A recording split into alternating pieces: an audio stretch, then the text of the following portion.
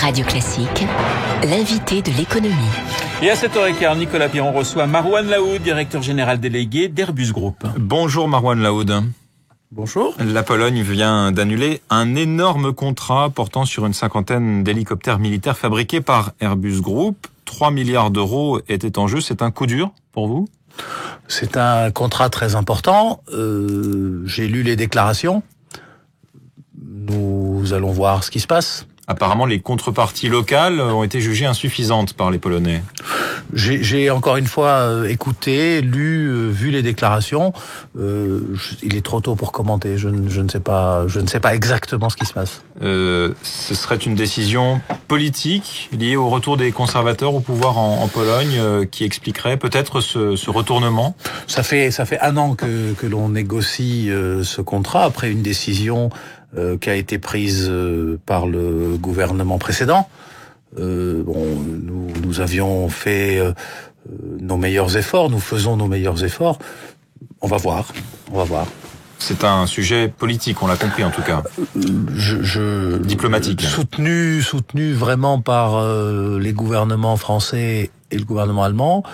Jean-Yves Le Drian a mouillé la chemise à plusieurs reprises. Et donc il y a une dimension politique qui n'est pas négligeable. On sent la prudence de vos propos, Marouane Laoud, sur ce dossier complexe. On l'a compris, Airbus Group, qui s'appellera tout simplement Airbus à partir du 1er janvier 2017. Pourquoi c'est important ? Au-delà du changement de nom. Le changement de nom, c'est la conséquence.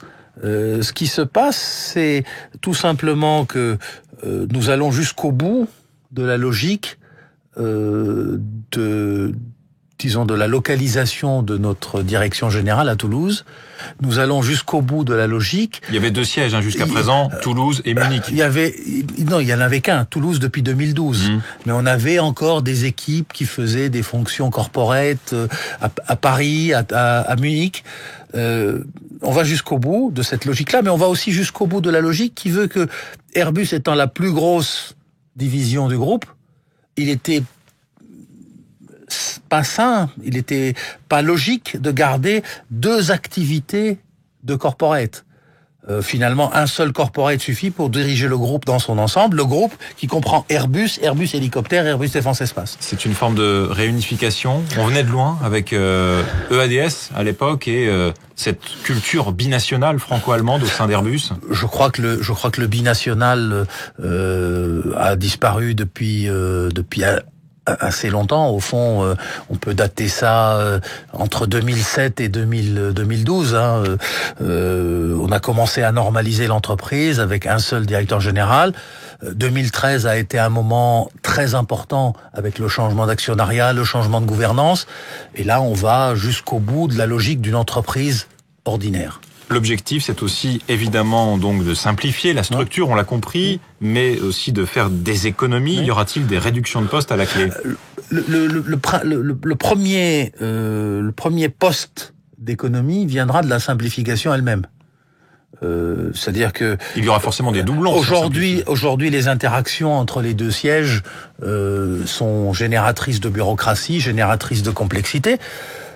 Bon, le reste est aujourd'hui en train d'être discuté avec les partenaires sociaux. Il y a des transferts de postes, il y a des gens qui bougent, donc forcément, il va y avoir des mesures sociales qui seront nécessaires pour y arriver. De quelle ampleur et quand sont-elles annoncées ? Elles sont encore en train d'être définies. Quand on sera au bout du processus social avec nos partenaires sociaux, on aura les chiffres correspondants. Mais il y a déjà aujourd'hui des plans en cours justement, c'est dans la tradition sociale. Permettre aux salariés volontaires de sortir du groupe. C'est dans la tradition sociale du groupe d'élaborer ces plans avec les partenaires sociaux. C'est ce que nous avons démontré il n'y a pas si longtemps quand nous avons réorganisé Défense Espace. Marouane Laoud, l'A380 est-il un échec commercial ? Singapore Airlines, premier client de l'A380 en 2007, a décidé récemment de ne pas prolonger son contrat de location pour un appareil. Et vous avez vous-même annoncé une réduction de la cadence de production. Le 380 a connu une vague de commandes importante. On a un carnet de commandes qui a été conséquent, qui est encore conséquent. Aujourd'hui, on travaille très fort pour maintenir le niveau de commande. Fabrice Brégier, il y a pas si longtemps, a dit j'ai eu raison 10 ans trop tôt. On va travailler très fort pour continuer. C'est un avion qui est adulé par le public. Et qui, quand il est exploité par des compagnies aériennes, est exploité de manière très optimale. Il va falloir qu'on avance pour convaincre encore plus de compagnies aériennes. Est-ce que vous demandez à l'État de vous acheter quelques A380 comme il l'a fait pour Alstom à Belfort? Non, on fait notre travail de commerçant. Plus sérieusement, le marché de l'occasion sur les A380 pourrait permettre de relancer sa commercialisation? C'est ce qui se passe dans... il y a une compagnie qui a commencé à les remettre sur le marché de l'occasion, Malaysia Airlines. C'est ce qui se passe pour beaucoup d'avions. Nous sommes très confiants dans le dynamisme de ce marché de la deuxième main, enfin ce marché de l'occasion. C'est quelque chose dont on parle peu d'ailleurs, mais qui est très actif. Parce que les avions ont une longue durée de vie et d'occasion, ils coûtent moins cher. Exactement. Ce qui fait que des compagnies qui peuvent pas avoir des avions de première main prennent des avions de seconde main, et ça amène les compagnies qui veulent des avions de première main à acheter de nouveaux avions. Un A380, en moyenne, ça coûte plus de 400 millions de dollars. C'est le prix catalogue, donc effectivement, c'est bien ça, de ces ordres-là sorte de grandeur-là qu'on parle. C'est donc cher. Merci beaucoup, Marouane Laoud, d'avoir été ce matin l'invité de l'économie de Radio Classique, directeur général délégué d'Airbus Group, en charge de la stratégie et des affaires publiques. Et bientôt des ventes. Et de l'international, non pas les ventes. Et du commercial d'Airbus. Non plus. International, affaires publiques et stratégie. Merci pour la précision. Merci et bonne journée.